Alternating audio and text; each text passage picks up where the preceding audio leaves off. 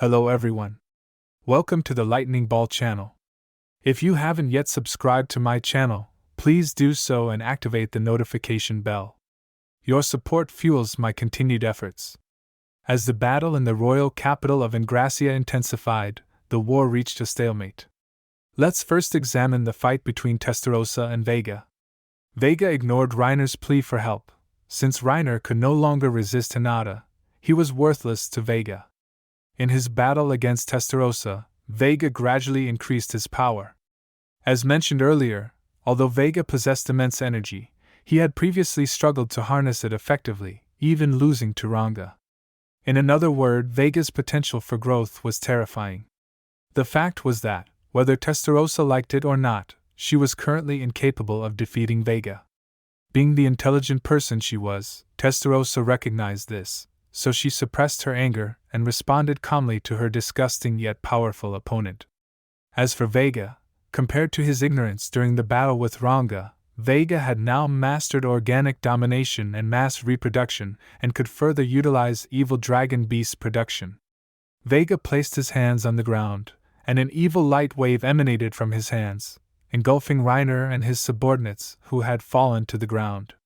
The corpses of the dead and the bodies of the living were twisted together, becoming a heap of foul-smelling flesh. Furthermore, Vega even attempted to swallow Arios, who was still confronting venom. Arios desperately called out to Feldway for help. However, Feldway, who was fighting Velgrind, had no interest in aiding these individuals. In Feldway's eyes, these useless people could serve as sacrifices to enhance Vega's power, which made no difference to him. If Vega represented shamelessness and depravity, Feldway epitomized a cold disregard for all life. Amidst the screams of agony, the powerful warriors' bodies gradually fused, transforming into 4 humanoid monsters known as evil dragon beasts, each with existence points reaching 2.4 million. These vile beings, despite their humanoid appearance, were completely covered in black mythic-grade scales, with 2 pairs of rotting wings on their backs and a gaping hole in their abdomens. They lacked intellect, and their eyes were devoid of rationality. Influenced by the hatred they felt in life, these evil dragon beasts glared angrily at Hinata and Venom's group. Realizing the gravity of the situation, Hinata immediately ordered the Holy Knight Order to spread out and distance themselves from the battlefield while setting up an all-material barrier to isolate the entire combat zone. This was to prevent Vega from expanding his devouring ability to the citizens of the royal capital. The knights quickly complied, with most of the warriors retreating from the battlefield, including Venom, Bernie, and others. Only 3 beauties, Testarossa, Hinata, Velgrind, the childlike Moss, and the confused Masayuki remained on the battlefield. Their opponents were Feldway, the newly evolved Vega after absorbing Arios, and the 4 evil dragon beasts. Masayuki found himself in a state of bewilderment, wondering why he was left on the battlefield, which seemed particularly unreasonable. Moreover, Velgrind, who had been protecting Masayuki, was now struggling in her fight. Although Velgrind could use parallel existence to protect Masayuki, Feldway would not be so lenient. Feldway indicated that he could create an equivalent number of parallel existences to counter Velgrind. What troubled Velgrind even more was that Feldway, who had been using Castle Guard, revealed his hidden power, which was equal to or even greater than Velgrind's. Velgrind had always despised Feldway, even in ancient times when Feldway, as her brother Veldanava's adjutant, often criticized her. The current situation could not be worse. Velgrind had no energy left to protect Masayuki. Her most reliable ally Testarossa was dragged into a fierce battle by the further evolved Vega, and she doubted that Hinata and Moss could handle the 4 evil dragon beasts. Things continued to worsen. At the same time, Michael repeatedly activated Time Stop. Although Testarossa and Velgrind couldn't enter the static world, they were keenly aware of the anomaly. While the brief time stops created small openings in their defenses, these gaps were successfully mitigated by the power of Masayuki's ultimate skill, Lord of Heroes, through the Lucky Field ability. However, during the 4th instance of feeling something amiss, Masayuki experienced an abnormality. This coincided with Michael and Chloe's duel in the static world. Masayuki felt a wave of dizziness and fell to his knees. At that moment, the effect of Lucky Field vanished, and everyone immediately found themselves in a dire struggle. Things quickly went from bad to worse as Velgrind, whose attention was diverted to Masayuki, exposed a crucial opening. Feldway capitalized on this and pierced Velgrind's chest with his sword. Masayuki couldn't comprehend the reality before him. A woman who always wore a confident smile while protecting him was now clutching her chest and kneeling on the ground. This was an unimaginable situation. Feldway was a monster. If even Velgrind lost to him, Masayuki knew he should run. But an overwhelming rage surged through him, from head to toe, an anger he couldn't suppress. Masayuki demanded to know what Feldway had done to Velgrind, and in a flash, he attacked Feldway with a rapier. Though the sword was only of unique grade and shattered upon impact, Masayuki didn't care. He cradled Velgrind in his arms. When Velgrind heard Masayuki call her Gryan, tears welled up in her eyes. Yes, this was the affectionate nickname known only to Rudra and herself. Rudra had returned. Rudra mentioned that he could only stay for a short time, which left Feldway in disbelief at the illogical situation before him. Observing the struggle of Hinata and Moss, Rudra decided to lend them a hand. In an instant, the surrounding space shook violently, disregarding the all-material barrier, as two figures materialized in the air. Indeed, Rudra had summoned help, the deceased hero Granbell and his former lieutenant Damrada. Granbell commented that he was enjoying a pleasant time with his wife Maria and complained about being summoned so rudely even after death. He chided Rudra for his inconsiderate nature. Surveying the battlefield, Granbell suddenly rebuked Hinata for having great potential yet failing to become a true hero. Hinata was taken aback, unable to recognize Granbell at first, due to his appearance as his younger, most powerful self. Granbell wielded his mythic sword, Truth. In the next moment, as if mocking the hardships faced by Hinata and the others, he used Overblade swordsmanship Truth Slash to reduce one of the evil dragon beasts to dust with a single strike. Hinata was astonished, unable to fathom that the youthful Granbell could be so powerful. Meanwhile, Damrada knelt before Rudra, expressing joy at Rudra's reawakening. Rudra looked at Damrada somewhat speechlessly, remarking on Damrada's newfound sentimental nature. Damrada explained that it was all because he wanted to help Rudra with his unspeakable troubles over years. Rudra apologized, revealing that he was in his prime and had no memory of being corrupted by Michael. Despite Damrada's grumbling, tears welled up in his eyes. Rudra quickly tried to comfort him, feeling awkward seeing a grown man cry. In episode 59, Damrada had felt immense pain over his inability to change the harsh reality. Now, seeing the radiant spirit of the old Rudra in the young Masayuki, Damrada felt a deep sense of fulfillment. Just being able to witness his former lord in his prime once more brought Damrada immense satisfaction.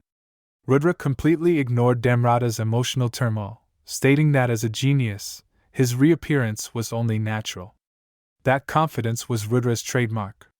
Damrada, unwilling to be outdone by Granbell, joined the battle. He went to assist Moss and first mocked the demon who had long tormented the Eastern Empire. Moss, feeling exasperated, explained that he had his own troubles. Handling two evil dragon beasts while maintaining his reconnaissance barrier was taxing. Damrada paid no heed to his explanation, assuming a predatory stance, and with Holy Demolisher Fist, channeled his battle energy through his fist to strike an evil dragon beast. The beast disintegrated along with its spirit in just one blow. Seeing Damrada's vigorous state, Moss recalled the painful memories of their past battles. But now, as allies, Moss decided to showcase his true strength. Moss was the second strongest demon after the 7 primordial demons. Some fans even affectionately called him Primordial Grey. Moss hated failure because it meant being scolded by Testarossa. Now, with only one evil dragon beast remaining, Moss had no doubt about his victory. Moss gathered his minuscule scattered bodies and entered full power mode. With Testarossa's evolution, Moss's existence points had reached 1.5 million. Combined with his newly evolved mythic-grade weapon, Loop Annulus, his total existence points reached 2.5 million, surpassing the evil dragon beast's 2.4 million. Moss's body began to shimmer, gradually becoming small and transparent, enveloping the dragon beast like a viscous liquid. This was the Dark Magic Infinite Eater, a technique that converted all of his magicule quantity into offensive power. Though it had the drawback of not being reusable for a certain period, in a one-on-one fight, Moss's victory was assured. The evil dragon beast's emotionless eyes locked onto Moss, realizing too late that it could no longer move as it became one with Moss. Damrada commented on Moss's horrifying technique, to which Moss retorted that Damrada's use of poison was feared even by demons. Their mutual disparagement was their way of praising each other. With only one evil dragon beast remaining, it was naturally left to Hinata. Granbell, wielding the mythic grade sword Truth bestowed upon him by Rudra, gifted it to Hinata. For someone who had already passed away, such a weapon held no meaning. Granbell was merely a virtual entity with a physical form, but why did the sword Truth exist tangibly? This was the essence of Masayuki's ultimate skill, capable of summoning past heroes as digital lifeforms. Whether by fate or inevitable luck, Masayuki's extreme anger had unconsciously triggered the banner of the Supreme King, summoning the ancient hero Rudra.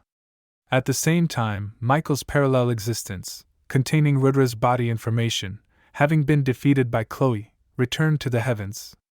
Also at the same time, Rudra's information being summoned and responded to Masayuki's call. Now, Masayuki's self had become heavily influenced by Rudra. Using Velgrind's power of parallel existence and Masayuki's Lord of Heroes, Rudra again invoked the banner of the Supreme King, summoning Granbell and Damrada, temporarily bestowing them with physical forms. Furthermore, he created Granbell's mythic grade sword, Truth, with Velgrind's power. Such extraordinary feats underscored Rudra's status as the greatest hero. Velgrind, witnessing this display of power, fell deeper into admiration and love for Rudra.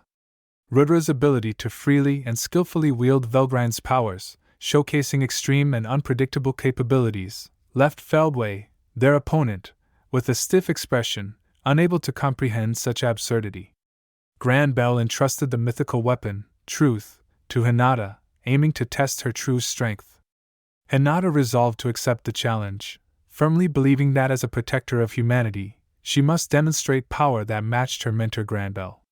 Granbell enlightened Hinata, sharing his vision of a future for humanity that transcended personal success. He told her that a strong will could make one stronger, and that achieving better outcomes was more important than mere victory. Just as Hinata had entrusted her hope to Chloe, Granbell now entrusted his faith to Hinata. Hinata gripped Truth tightly, feeling the weight of Granbell's expectations and the power coursing through the mythic grade weapon. Her eyes met Granbell's, a silent promise passing between them.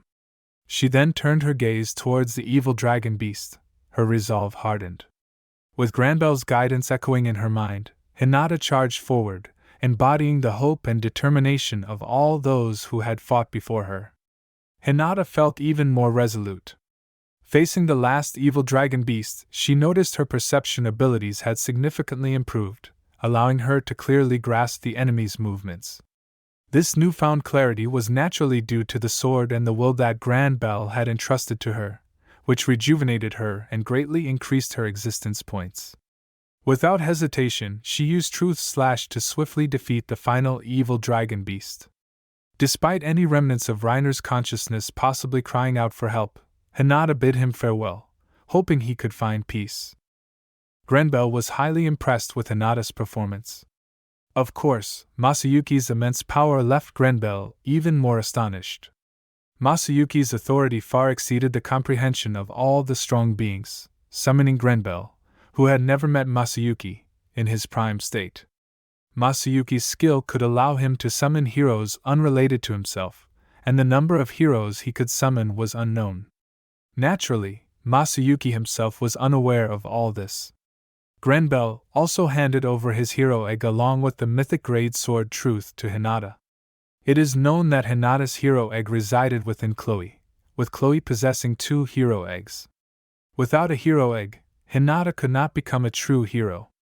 With Granbell's hero egg, Hinata could now hatch it and further evolve into a true hero. Reflecting on Granbell, the first time reading this part of book, it was completely unexpected that Granbell would reappear. Granbell was Rudra's disciple, tasked with unifying the Western nations and leaving the Eastern Empire. Originally intending to return under Rudra's command after uniting the West, he became weary of the political schemes of the many rulers he controlled, as well as the empire designated as the enemy. Unknowingly, he descended into madness and had only superficial dealings with his former friend Damrada. Now, their past misunderstandings were resolved, and they had rekindled their precious friendship, reminiscing and joking about the great Emperor Rudra. Rudra waited for the two ahead. He expressed some dissatisfaction about the parts of their conversation where they teased him but also showed a lot of care. Granbell and Damrada responded lightly to Rudra's attitude, showing their deep bond. Finally, Granbell and Damrada left contentedly, entrusting the task to Rudra. Rudra calmly accepted their trust and prepared to continue the battle. Watching Granbell and Damrada disappear, Velgrind couldn't help but worry about Rudra.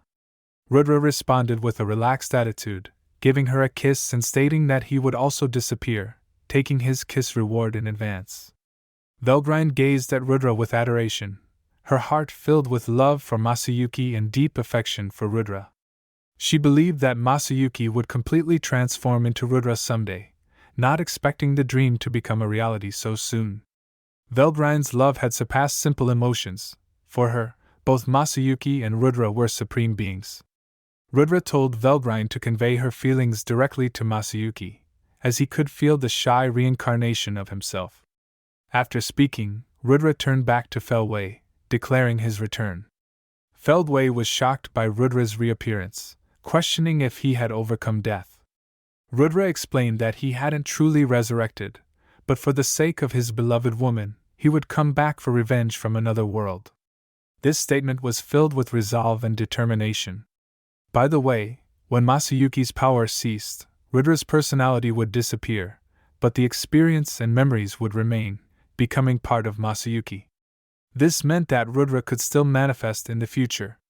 Rudra also mentioned that small fry like Vega should be left to Testarossa and Hinata. The two beauties, faced with the arrogant Rudra, found his bad character relatable. They were not his subordinates, yet he bossed them around.